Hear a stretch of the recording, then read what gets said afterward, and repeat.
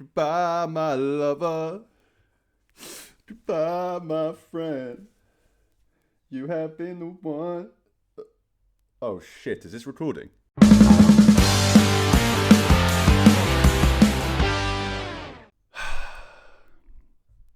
So, the moment we've all been dreading has finally been made official. Nick Chubb will be leaving the Cleveland Browns. He will be signing, pending a physical with the Houston Texans. Where do we start? I'm sad, throwing up in my mouth, feel like pure shit, just want Nick Chubb back. All of the adjectives, all of the quotes, all of the memes. That's how bad we're feeling. It sucks. I did a video a few months ago, kind of near the start of the off season, where I kind of spoke about it there, and kind of said in that video that, look, I'm not gonna do a video on any time there's anything Nick Chubb news. I will just wait until it is official, and of course this is that video of it being official. Same as I said in that video, it sucks to see him go. It really does. I'll talk about that and just give my thoughts on it as well. But first and foremost, Nicholas Jamal Chubb, thank you so much for the memories. Thank you so much for being, a great representation of the city of Cleveland and of the Cleveland Browns. If anyone watched my How I Became a Browns Fan video, etc., I started watching on Game Pass full time in 2017.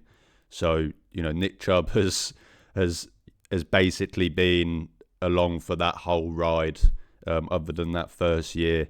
You think back to that 0-16 team in 2017. I mean, the only players left, I think Joel Bitonio, Myles Garrett, and David Njoku. And now even from that 2018 squad, Nick Chubb now as well. It sucks. I'll probably say that 100 times in this video. I'll try not to make this too long, because I will end up just saying it sucks probably 1,000 times. But it does. My favourite offensive player of all time is gone. And it's hard to accept, but I think what makes it harder in a way is that I'd already kind of accepted it. And I know that, you'd think it would be the opposite when it comes to grief in your life. If you deal with the death of a loved one, it's a lot harder if it's unexpected than it is expected. In most cases, of course, everyone is different, but not to compare this to, of course, the death of a loved one, but in that same kind of thinking, this, for some reason, it feels worse that I kind of knew it was happening. As I said in that video I did all the way back at the start of off-season, I expected this. I didn't think Nick Chubb would be back. I didn't think at the end of last season that Nick Chubb would be back, and I didn't think when he broke his foot last year that he would be back. So even though I'd already kind of accepted it, it still really, really hurts, just as much as I thought it would have if, I had no idea and it came out of the blue.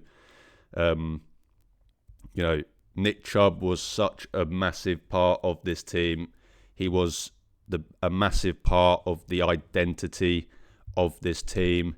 You especially think back to that 2020 season, that magical season of the first time that the Browns made the playoffs in fucking forever.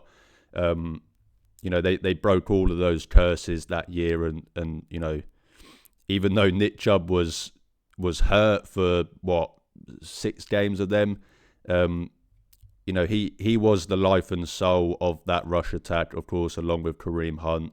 And I just think back to, of course, the Steelers game, the touchdown he was able to get in that game towards the end to pretty much seal it, to have that moment. It was just amazing.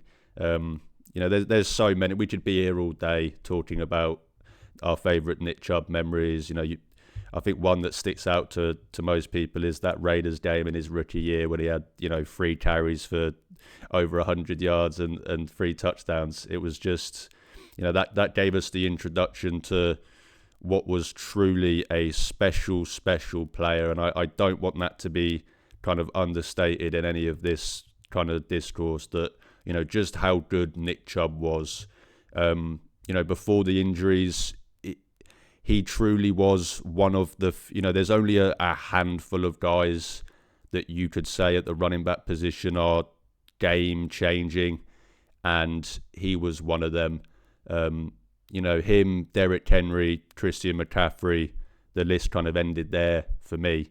And I would argue, over those years that Chubb was a better pure runner than those two, because I believed it.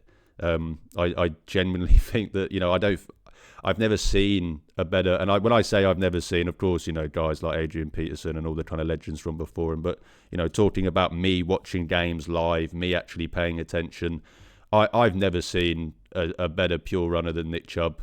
This guy could get 5 yards out of 1 yard. Just watching him run the ball was special. Watching him break tackles was special. Averaged over 5 yards per carry every single year up until the injuries started to hit.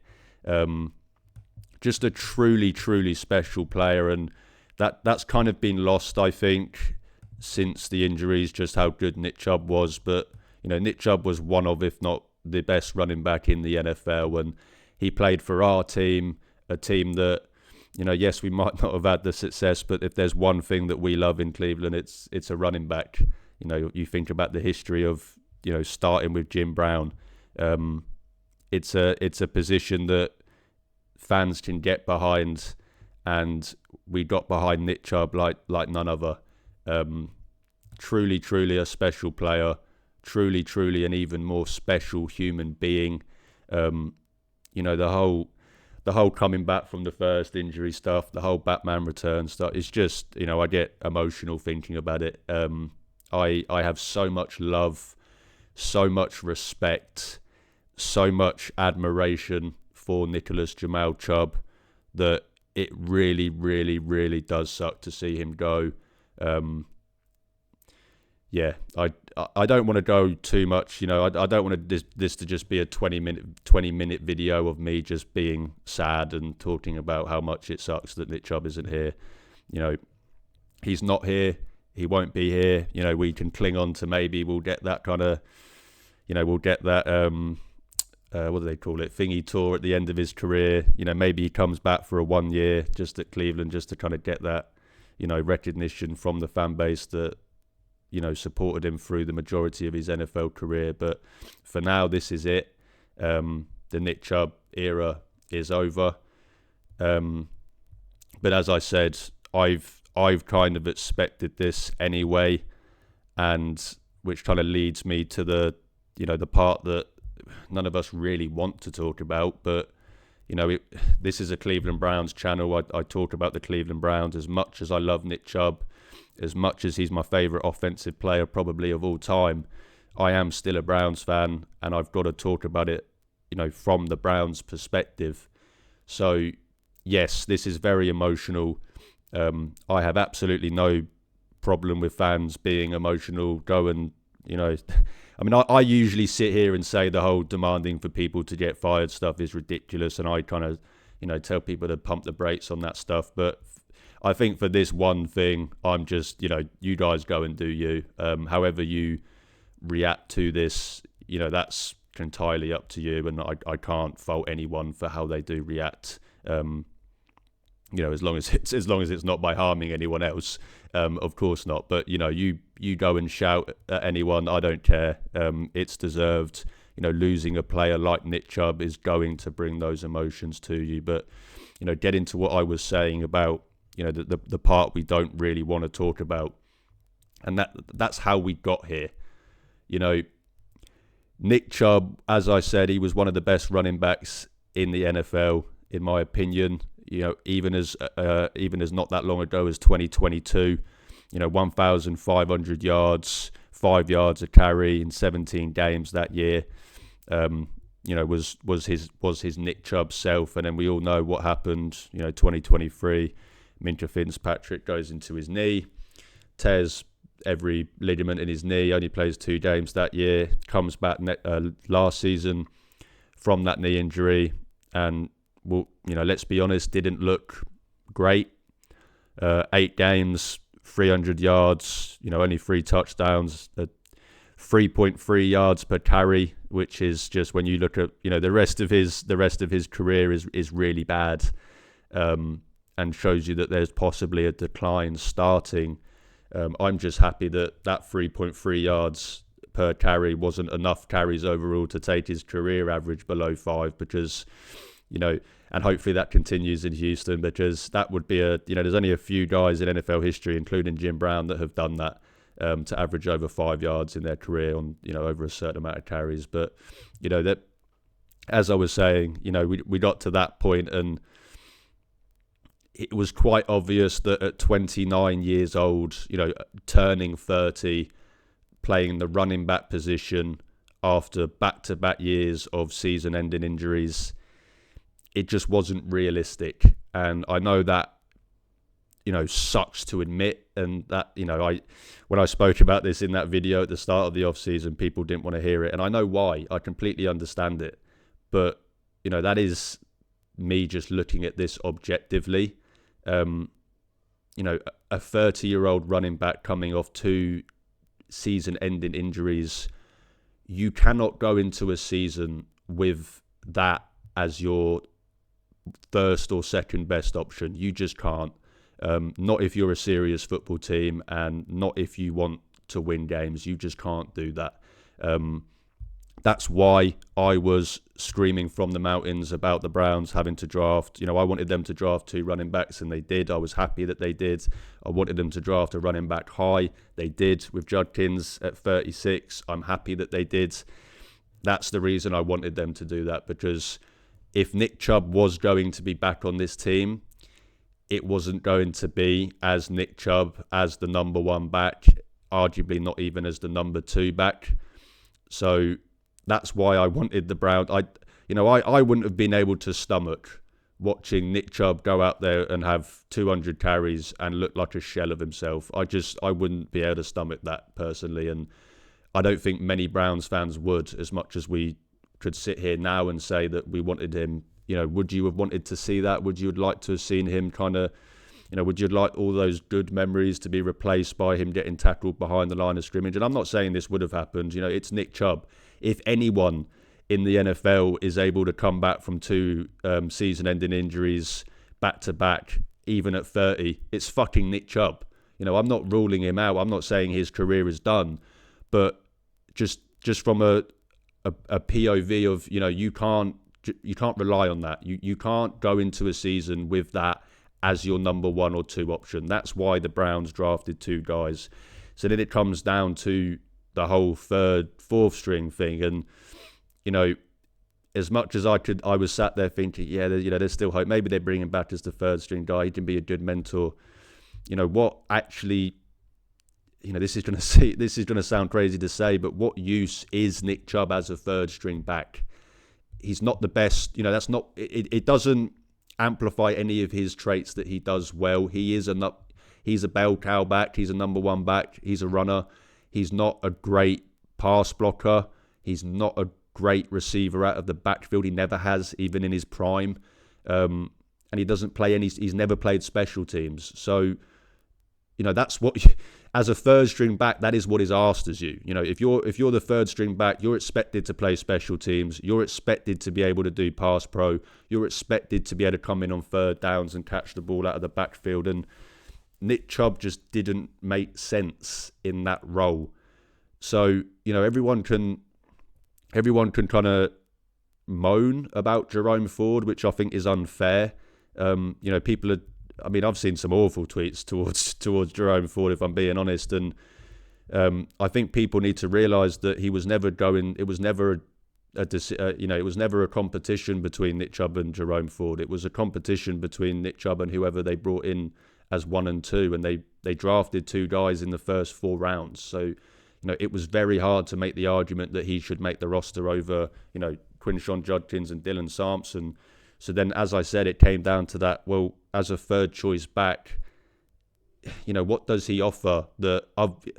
What does he offer other than Jerome Ford strictly just talking about as a third string back? We know what he offers. He's fucking Nick Chubb.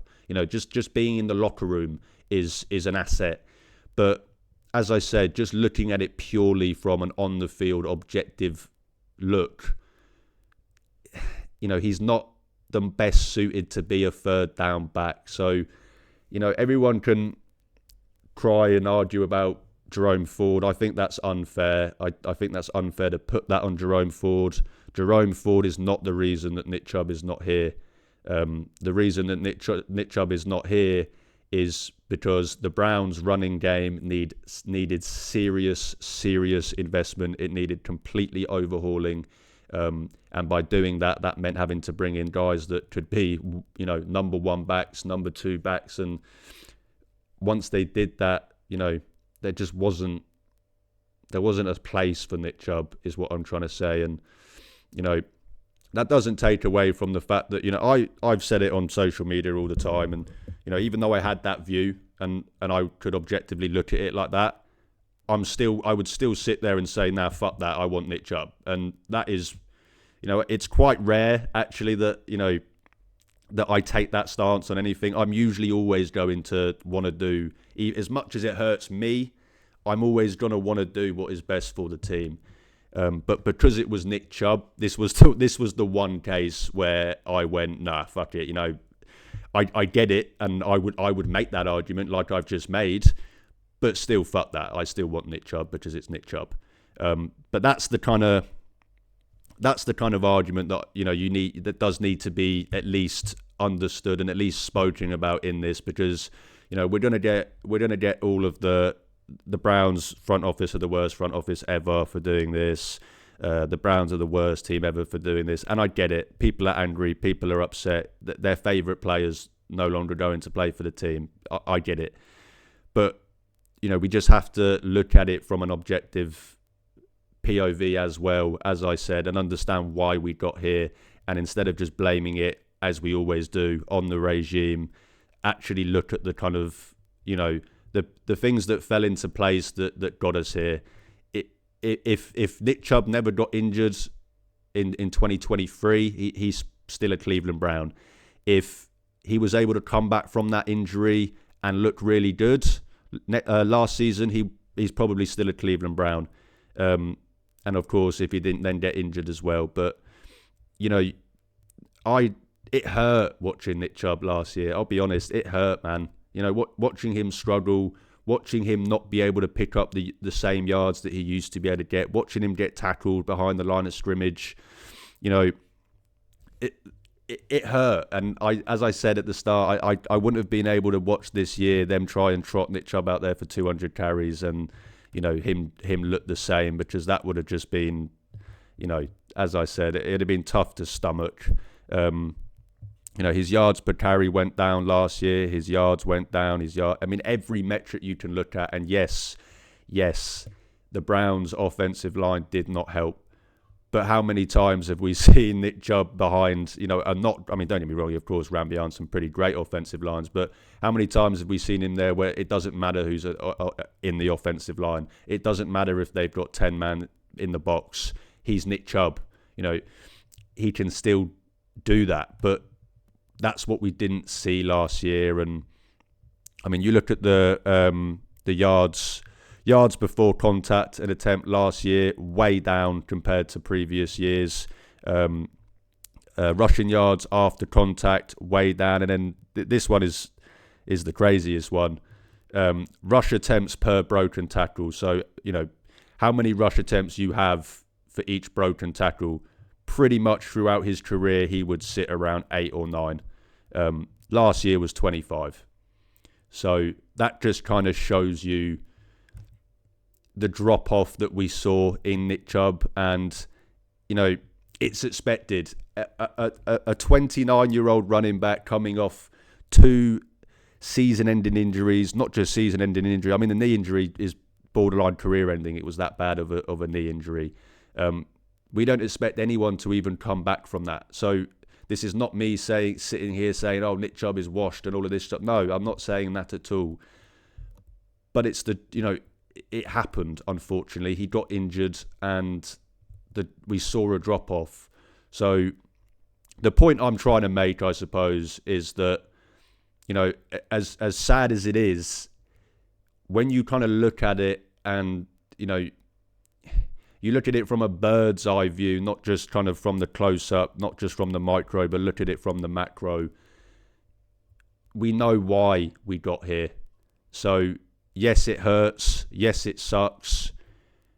But it's not like they've just gotten rid of, 2020 Nick Chubb. I mean, we had the discussions when his last contract was up. If they had got rid of him then yes, I would be sat here saying, go and fucking take the pitchforks outside Berea and burn the place to the... I would never encourage arson, just to be clear. But, I would encourage to be mad at them. But, as sad as I am, as much as this sucks, I can't use this as as the classic trope of, oh my God, the Browns front office are the worst team ever. Yes, I'd like them to throw us a bone and bring him back just for the fanfare. But in the end of the day, when you're trying to run an NFL team, there is a lot more important things than throwing a bone to the fans, as much as we would like to think there isn't. There is. So that's kind of how I view it. It sucks. It really fucking sucks. As I said, my favourite player no longer plays for my team.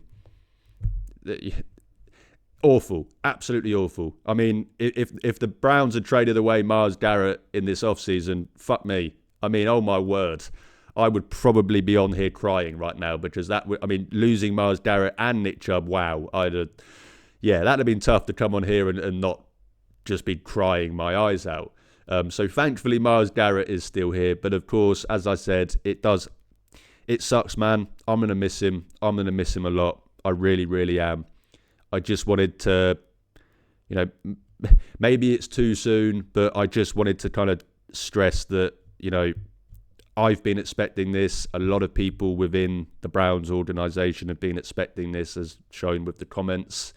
This was something that was clearly likely to happen, just based on the injuries, the drop-off in play and the direction the Browns were going in.